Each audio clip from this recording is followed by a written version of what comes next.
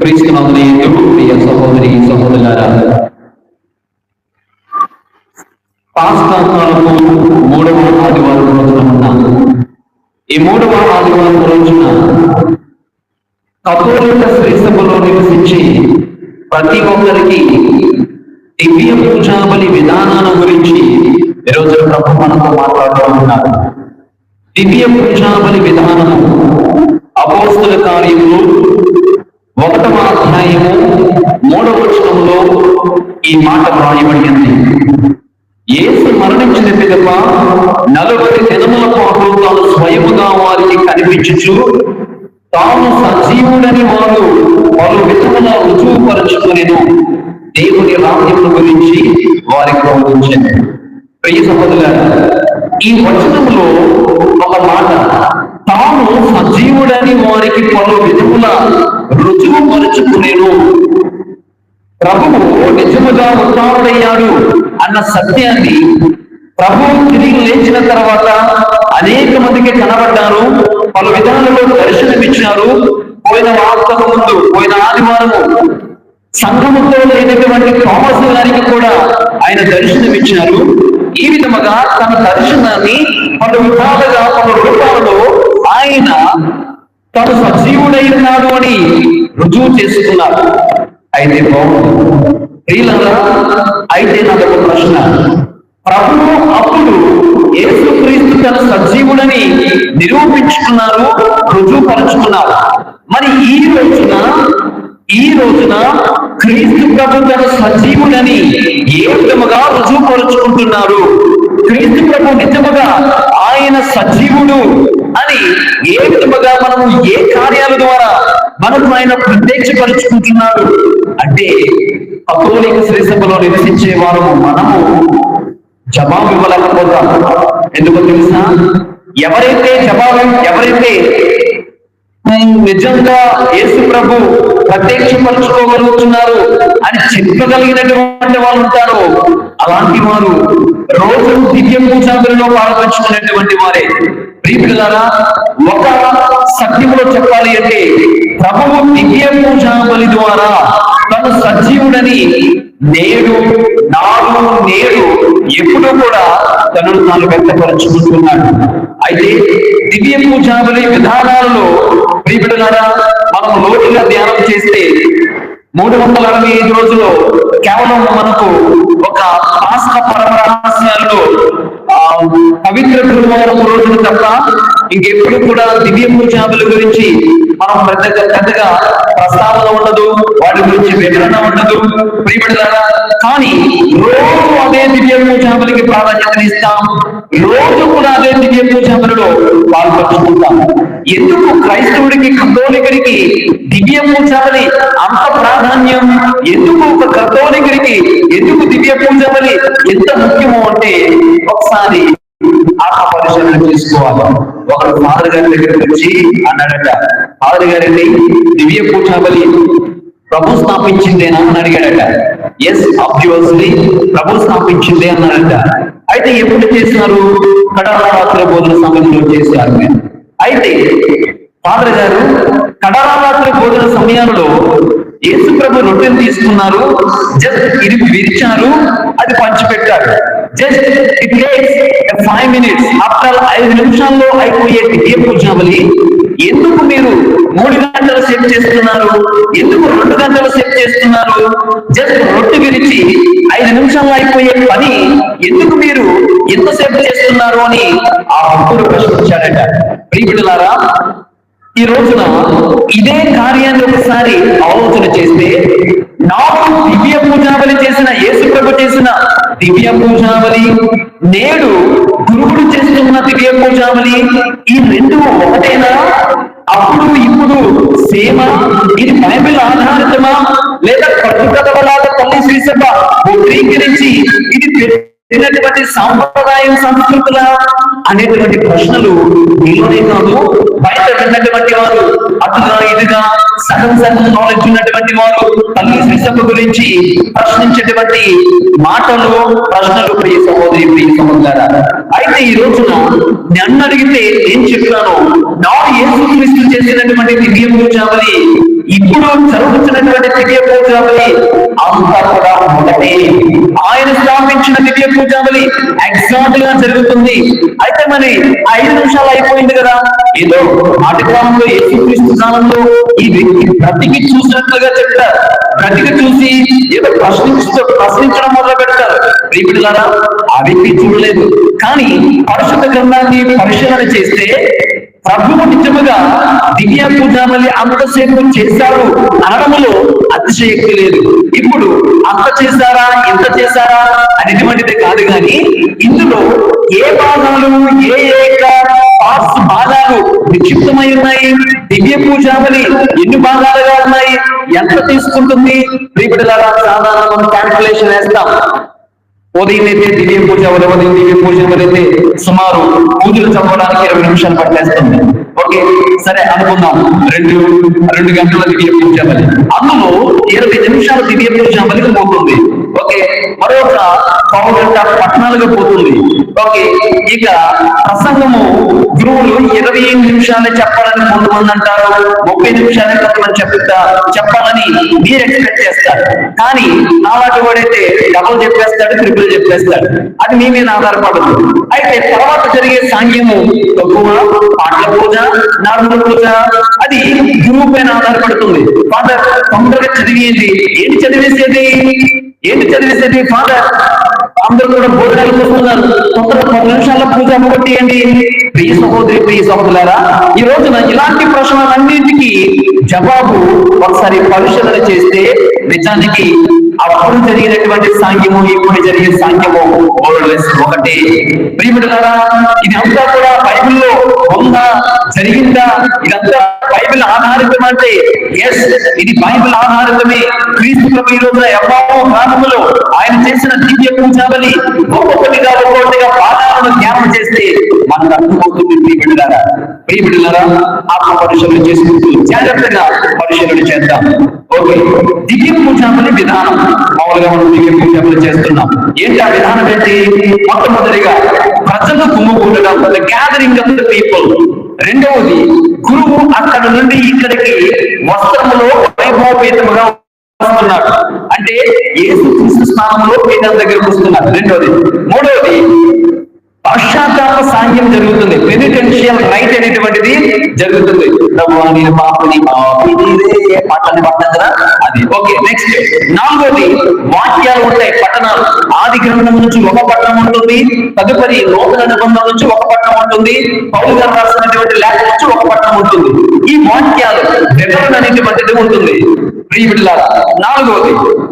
5, విన్నపాలు, విశ్వాసుల ప్రార్థనలు. 6, కానుకలు, అర్పణలు. 7, ఆశీర్వదించడం, మీరు ఇచ్చినటువంటి అర్పణలను ఆశీర్వదించడం. తదుపరి ఆ అర్పణలు క్రీస్తు ప్రభు యొక్క రక్తాలుగా, శరీరాలుగా మారడం. తర్వాత 8వది, ప్రియమిత్రులారా, 9వది, ఆ మార్చబడినటువంటి మారినటువంటి ప్రభు యొక్క అప్పము, ద్రాక్షరసము శరీర రక్తాలుగా మారినటువంటిది విడిచి భక్తులకి పంచడము. 10వదిగా వెళ్ళి దేవుని దీవెనలతో అందరిని దీవించి ఇంటికి పంపడం. ప్రియమిత్రులారా, ఇది పరిశుద్ధ దివ్య పూజావళి యొక్క విధానం. ఇందులో మొట్టమొదటి నుంచి ఒకసారి ధ్యానం చేయడానికి ప్రయత్నం చేద్దాం. దివ్య పూజావళి విధానంలో మొట్టమొదటిది the gathering of the people, అనగా మనమంతా కూడా దేవుని బిడ్డలుగా మనమంతా కూడా సమావేశం అవ్వడం. కట్ చేస్తే లూకా గారు రాసిన శుభవార్త 24వ అధ్యాయం 13వ వచనం. ప్రియులారా, చాలా జాగ్రత్తగా ఆలకించండి. నేడు ఎమ్మావోసు గ్రామంలో జరిగిన సంఘటన దివ్య పూజావళి ప్రక్కన పెట్టుకొని ధ్యానం చేయడానికి ప్రయత్నం చేద్దాం. ఓకే, మొట్టమొదటిది దివ్య పూజావళిలో జరిగే మొదటి సాంగ్యము మనమంతా కూడా ఒకటిగా సమావేశం అవ్వడం. ఇది ఎక్కడ జరుగుతుంది? లూకా గారు రాసిన శుభవార్త 24:13. ఆ రోజున చదవండి.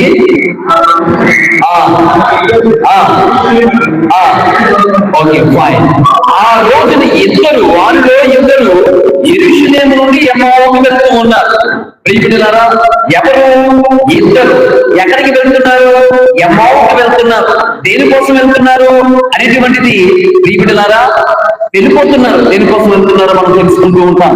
ప్రియ సహోదరి, ప్రియ సహోదరులారా, ఇరువురు దేవుని గురించి మాట్లాడుకుంటూ ఆ రోజుల్లో జరిగినటువంటి సంఘటనల గురించి మాట్లాడుకుంటూ బయలుదేరారు ఇరువురు శిష్యులు. చూడండి, ఒక క్రీస్తు గురించి మాట్లాడుకోవడం గురించి పరిశుద్ధ వచనాల్లో మనం వింటాం. నువ్వు కొత్తవాడుగా ఏం జరిగిందో ఈ రోజుల్లో మీకు తెలియదా? ప్రియ సహోదరి, ప్రియ సహోదరులారా, ఇరువురు సమావేశమై ప్రభువు గురించి మాట్లాడుకుంటూ ఉన్నారు. ప్రియ సహోదరులారా, ఆ రోజున ఇరువురు ఒక సమావేశమయ్యారు ప్రభువు గురించి మాట్లాడుకోవడానికి. ఈ రోజున దివ్య పూజాబలికి ఇరువురు కావచ్చుగాక, ఇరువురికి మించి 200 మంది, 300 మంది, 500 మంది కావచ్చుగాక, ఈ రోజున 500 మంది ఇక్కడ సమావేశమవుతూ ఉన్నారు. ప్రియ సహోదరులారా, అక్కడ ఇద్దరు సమావేశమయ్యారు యేసుక్రీస్తు గురించి.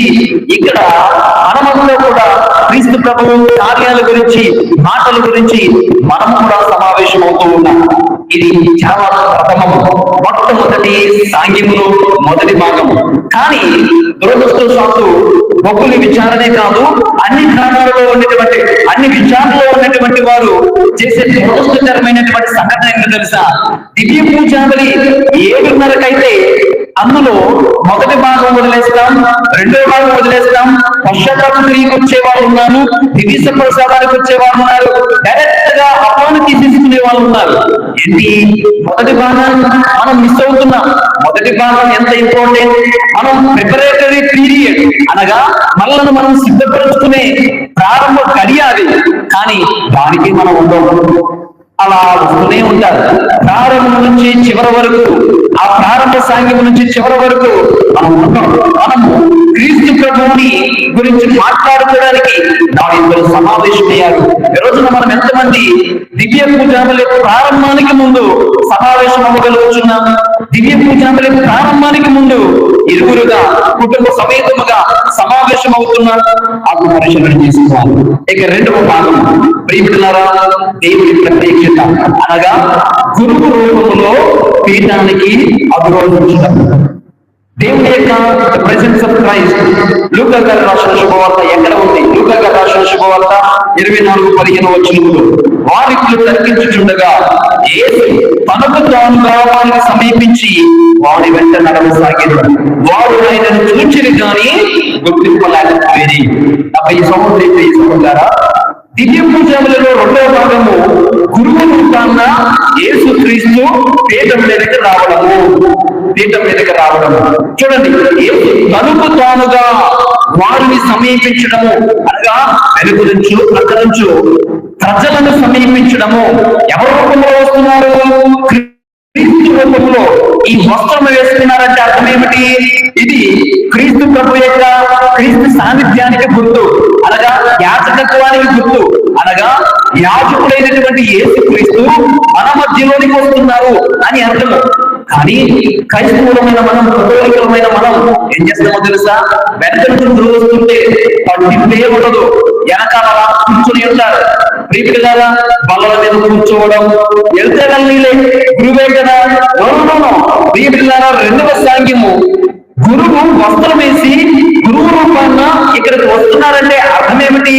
సాక్షాత్తు యేసుక్రీస్తు ఇదిగో నా యమావు గ్రామంలో ఇద్దరు మధ్యకు యేసు ప్రభు తనకు తానుగా వారిని సమర్పించడము. ఇది జరగట్లేదు. అది ఏమన్నారు? మత్తయి గారు రాసిన శుభవార్త 18:28 ఎక్కడ ఇద్దరు నా పేరు గురువుడు ఉంటారు అక్కడ ఉంటాను అన్నారు ప్రియమిత్రులారా. కాబట్టి మొదటిగా శిష్యుల మధ్యకు యేసు ప్రభు వచ్చినట్లుగా వస్త్రాన్ని, యాజక రూపంలో వస్త్రాలను ధరించి గురువు మన చెంతగా వస్తున్నారు. ఇది మొదటిది. రెండవది, వచ్చినటువంటి వారిని ఆ రోజు ప్రభు ఆ విధముగానే వస్త్రాలు వేసుకుని వెళ్తే శిష్యులిద్దరు కూడా గుర్తించలేదు. ఈ రోజున మనము కూడా అంతే, చాలా మంది గుర్తించట్లేదు. ఏంటి? గురువు అని అనుకుంటున్నాము కానీ గురువు స్థానంలో క్రీస్తు అని అనుకోవడం లేదు. మన ప్రపంచ కారణాలు చాలా ఉన్నాయి. ఏంటి కారణాలు? మన సొంత ప్రపంచంలో మనం ఎట్లా ఉంటాం. ఉదాహరణకి దేవాలయానికి వస్తాం, అంతా కష్టపడి ఉదయం లేచి తయారై కూర్చున్నాం. ఎక్కడ కూర్చుంటాం? వెనకాల కూర్చోడానికి. చాలా మంది విశ్వాసులు ఒకవేళ చెప్పకపోతే ఎక్కడ కూర్చుంటారో తెలుసా? ఆ గోడకి, ఆ వెనకాలకి ఎప్పుడు కూడా ఫ్రంట్ ప్లేస్ ఖాళీగా ఉంటుంది. ప్రియమిత్రులారా, అంత దూరం నుండి వచ్చిన మనము దేవునికి దగ్గరగా ఉండవలసినటువంటి వాళ్ళము, అవకాశం ఉండి కూడా ఇంకా దగ్గరగా ఉండవలసినటువంటి వాళ్ళము చాలా దూరంలో ఉంటాం. నా ప్రియమైన గుర్తించాం క్రీస్తు ప్రభుని. నా శిష్యులు ఏ విధంగా గుర్తించలేకపోయారో మనం కూడా ఈరోజు గుర్తించలేకపోతున్నాం. చాలా మంది ఏం చేస్తారు, దూరంగా కూర్చున్నారు. కొంతమంది కూర్చోడానికి కూడా ఇష్టపడరు, కూర్చోడానికి కూడా ఇష్టపడరు. ఇంకా ఈ సంవత్సరం తగ్గింది.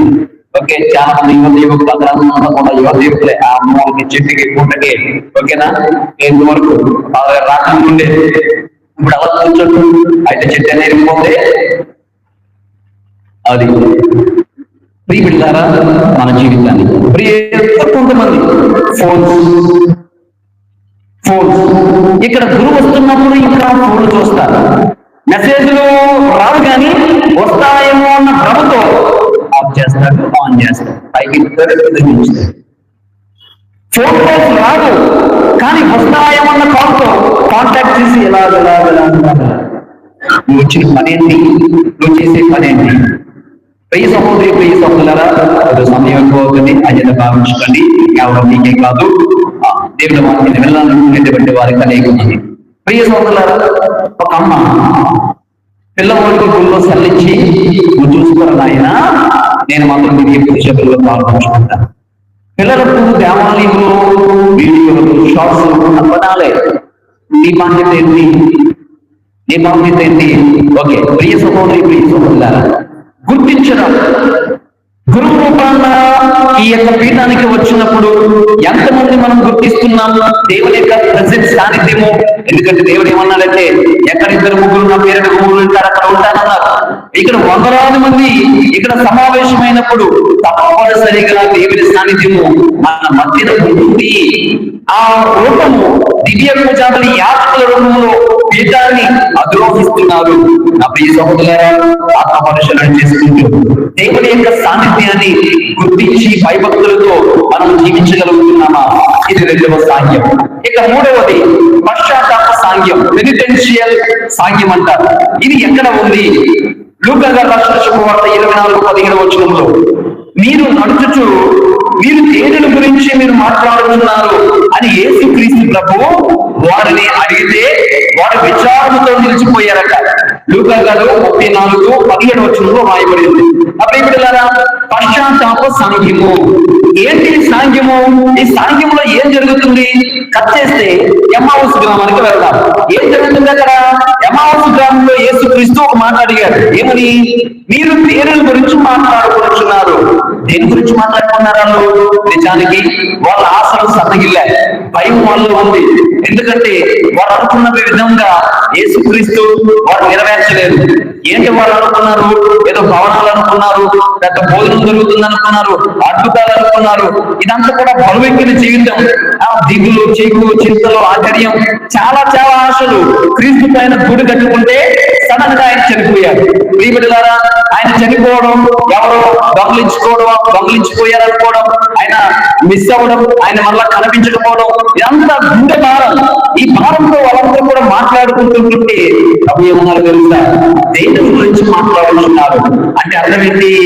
మరొక మాటలు చెప్పాలి అంటే, మీరు దేని గురించి బాధపడుతున్నారు, దేని గురించి ఆలోచిస్తున్నారు, దేని గురించి కుళ్ళిపోతున్నారు, ఏ బరువు గురించి మీరు మాట్లాడుతున్నారు, ఏ కష్టాలు, ఏ ఆశల గురించి మీరు మాట్లాడుకుంటున్నారు అని ప్రభువు అడుగుతూ ఉన్నారు. దానికి వారు ఏం చేశారు? 18-24 నిరూపిస్తున్నాయి.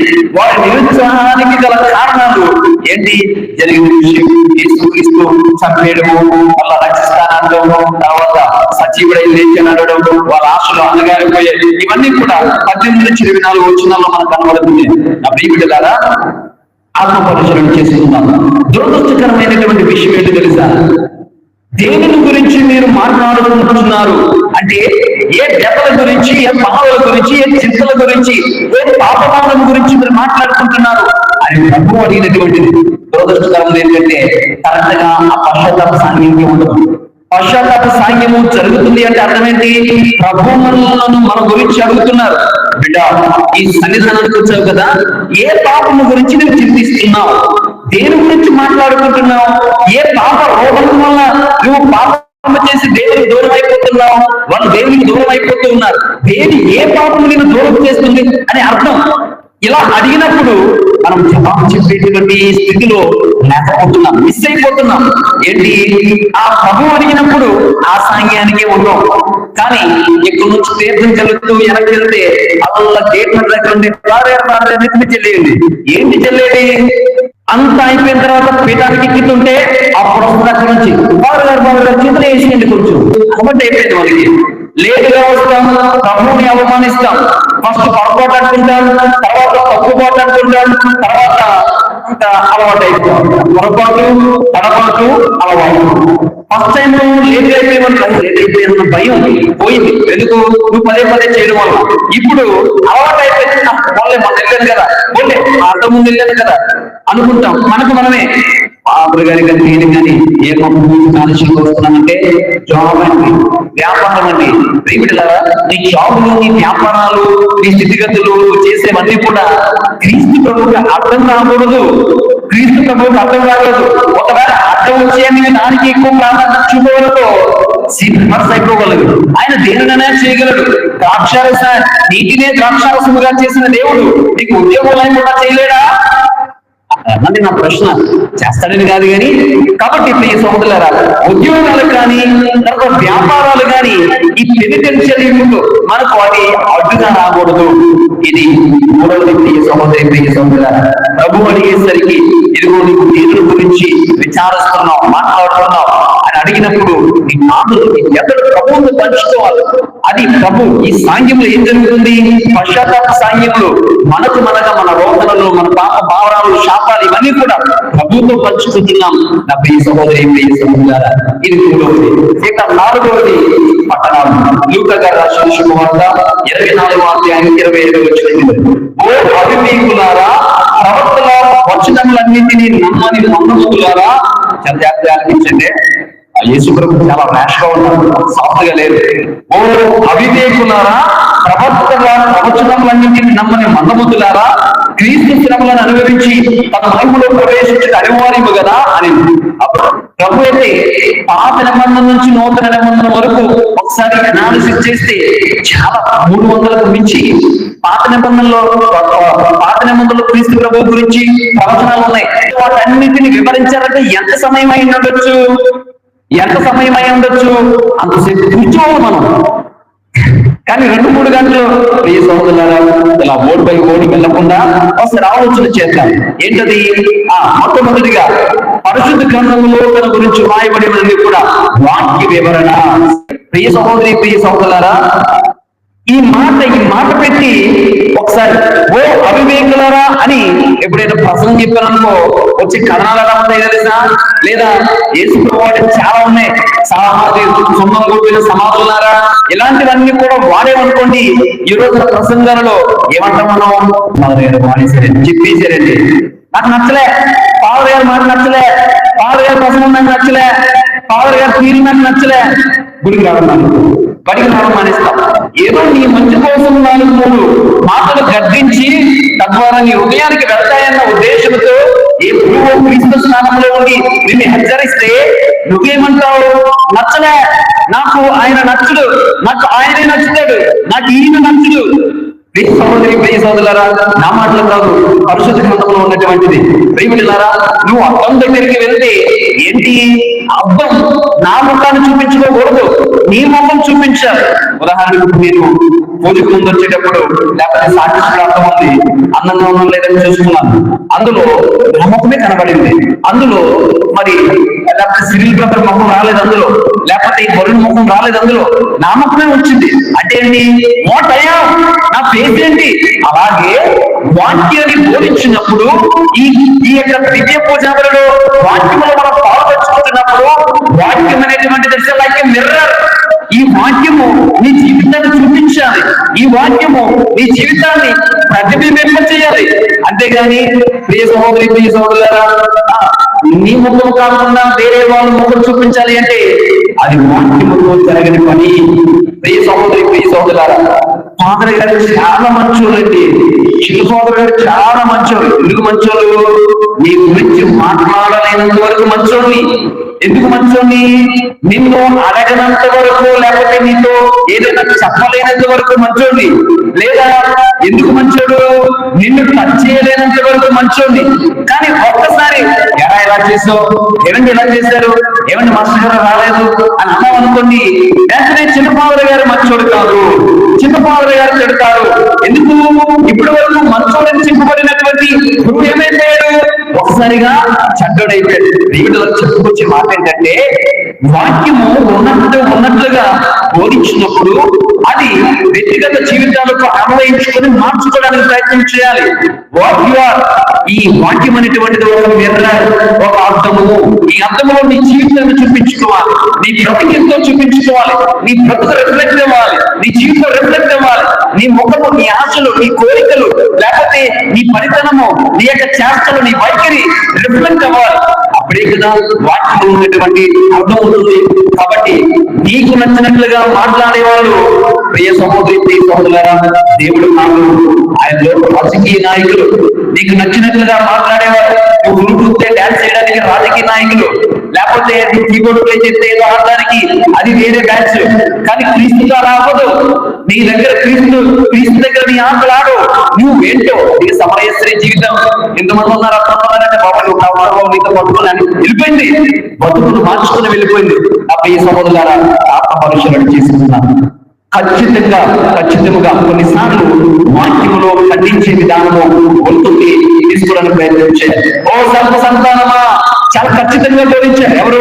బాప్తిస్మ యోహాను. సున్నం పొందిన సమాధులారా అన్నారు. ఎవరు?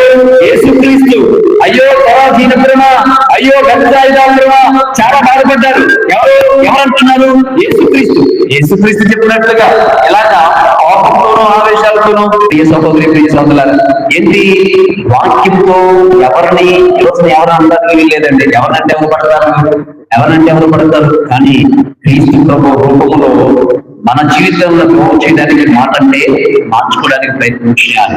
ఓకే, ఆ విషయాలు ఏదైనా కానీ. కాబట్టి ఆత్మ పరీక్షలను చేసుకున్నాం. వాక్యము మన తప్పులను సరిదిద్దుతుంది. ఇది 4. 5వది విశ్వాసుల ప్రార్థన.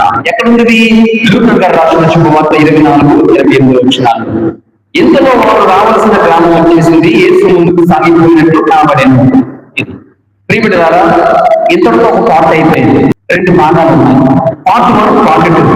పార్ట్ 1 ప్రొటెస్టెంట్ చర్చ్ వాళ్ళు. ఏంటది? ప్రొటెస్టెంట్ చర్చ్ వాళ్ళకి ఏముంటుంది? వాక్యం బోధిస్తారు, 4 పాటలు పాడతారు. వాక్యం వరకు పాటించే వాళ్ళు ఎవరు? ప్రొటెస్టెంట్, మన సహోదరులు. 2వ పార్ట్, ప్రియ సహోదరి, ప్రియ సహోదరులారా, యేసు ప్రభు కూడా వెళ్ళిపోతున్నట్లు నటించారట, కానీ వెళ్ళిపోలే, అక్కడే ఉన్నారు. నా ప్రియ సహోదరులారా, ఇక్కడ ప్రారంభమవుతుంది కథోలిక శ్రీసభ. కథోలిక శ్రీసభ పార్ట్ 2 ఇక్కడ కొనసాగుతుంది. ఏంటది? సాక్రమెంటల్ చర్చ్, దివ్య సంస్కారాల శ్రీసభ, క్రీస్తుతో ఐక్యమయ్యే శ్రీసభ, క్రీస్తుతో మనలను ఐక్యం చేసే శ్రీసభ ఇక్కడ పార్ట్ 2లో మనకు కనబడుతుంది. నా ప్రియ సహోదరులారా, వారికి అప్పటి వరకు కనువిప్పు కలగలే. వాక్యం వరకు దేవుడు బోధించారు, వారికి ఇంకా కనువిప్పు కలగలే, వాళ్ళు ఇంకా తిరగలేదు, వాళ్ళు యూటర్న్ తీసుకోలేదు. ఇప్పుడు మన జీవితంలో కనువిప్పు ఎప్పుడు కలుగుతుందో తెలుసా? ప్రొటెస్టెంట్ లాగా ప్రియ సహోదరులారా, వాక్యంతో ఆపేయడం కాదు.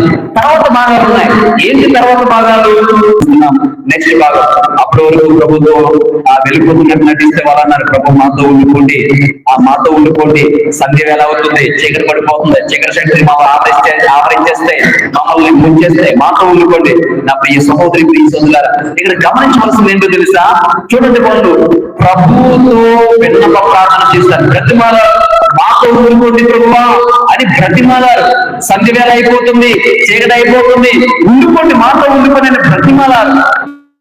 ఇక్కడ దివ్య పూజలలో విశ్వాసుల ప్రార్థన ప్రొటెస్టెంట్ చర్చిలో వాటితో అయిపోతుంది. ఇక విశ్వాసుల ప్రార్థన ఉంది. నిజానికి విశ్వాసుల ప్రార్థన ఎవరు చేయాలి? మీరు చేయాలి. విశ్వాసుల ప్రార్థన ఎవరు చేయాలి? మనం చేయాలి. కానీ సంఘము నుంచి, విశ్వాసంలో నుంచి ఒక చిన్న ప్రార్థన చేసేవాళ్ళు కరువవుతున్నారు. వాళ్ళ వాళ్ళు ఏమంటున్నారో తెలుసా? వద్దు వాలిపోతుంది, సంధ్య వేళ అయిపోతుంది, మాతో ఉండు ప్రభువా బ్రతిమాలుతున్నారు. మనము కూడా బ్రతిమాలుతున్నాం. విన్నప ప్రార్థనలు. ప్రియబిడ్డలారా, ఇది 5వ సాంఖ్యం. 6వది అర్పణ. లూకా గారు రాసిన శుభవార్త 24:30 యేసు వారితో కలిసి భోజనంలో కూర్చుండి ఆయన రొట్టెను తీసుకుని ఆశీర్వదించి విరిచి వారికి పంచారు. ప్రియబిడ్డలారా, అర్పణ. ఎందుకు మనం అర్పణలు ఇవ్వాలి అంటే చాలా జాగ్రత్తగా ఆలోచించండి.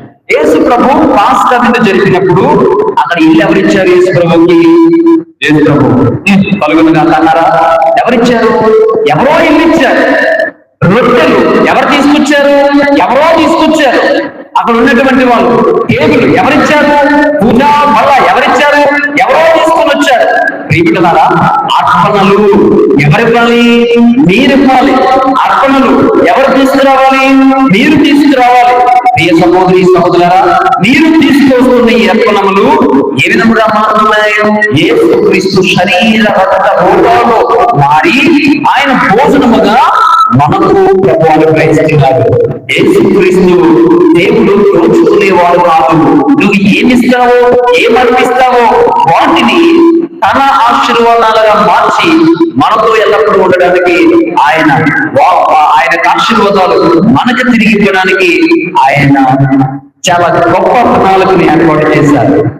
దురదృష్టకరం ఏంటంటే చాలా మంది అందరూ దివ్య సంప్రసాదం తీసుకుంటారు, కానీ అర్పణ మాత్రం కొంతమందే ఇస్తారు. ఏదో ఒకటి నీకు నచ్చినటువంటిది. అందుకే లాస్ట్ ఏమంటాడు భక్తుడు? నా గర్భఫలము నా హృదయాన్ని నీకు ఇస్తాను, అంకితం చేస్తాను, తీసుకో. నా దగ్గర ఇచ్చడానికి ఏమీ లేదు, నా హృదయం నీకు ఇస్తాను. ప్రియబిడ్డలారా, ఎంత లోతైన భావాలు ఉన్నాయి దివ్య పూజలు, కానీ మనం పట్టించుకోము. కాబట్టి ప్రియ సహోదరులారా, ఇక్కడ హోస్ట్ అండ్ వైన్ జనం తీసుకుని వస్తున్నారు. చూడండి, పాత్ర ఇప్పుడు కూడా లాస్ట్ లో ఉండాలి. అది గురువు పట్టుకోవాలి. అది ఏం చేసి ఎవరికి చిహ్నం?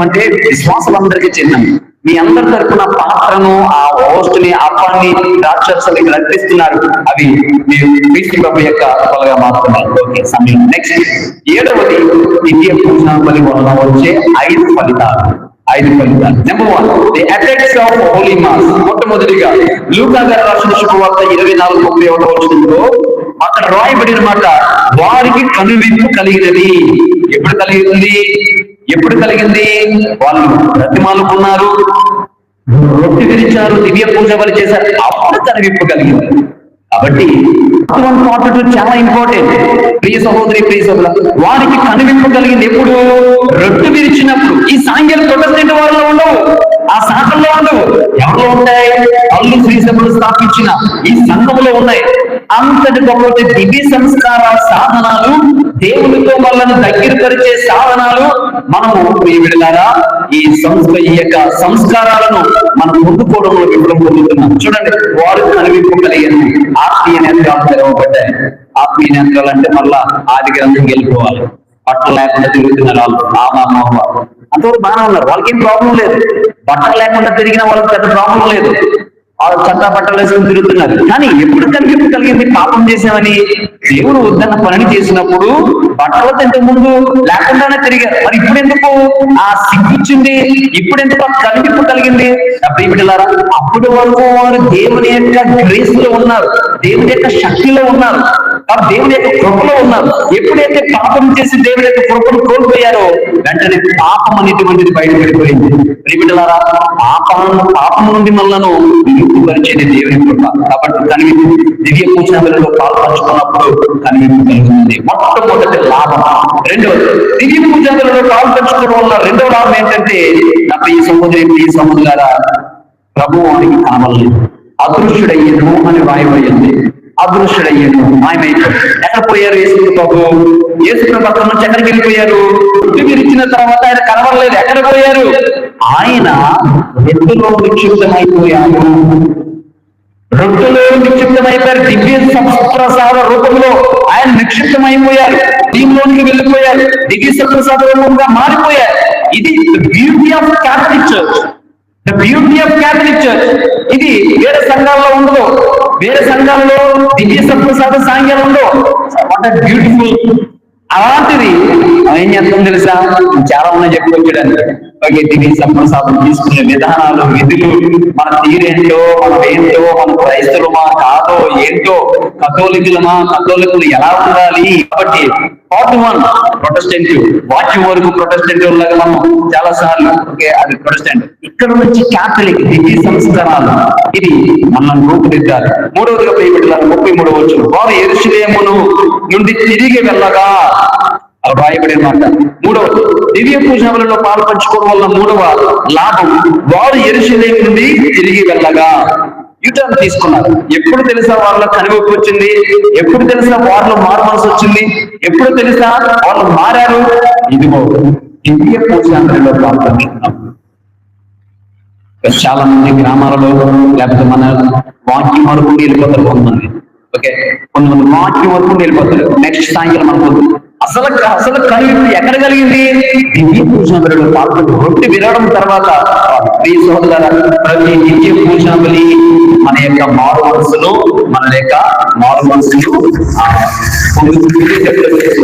కాబట్టి ఈ విషయాలు.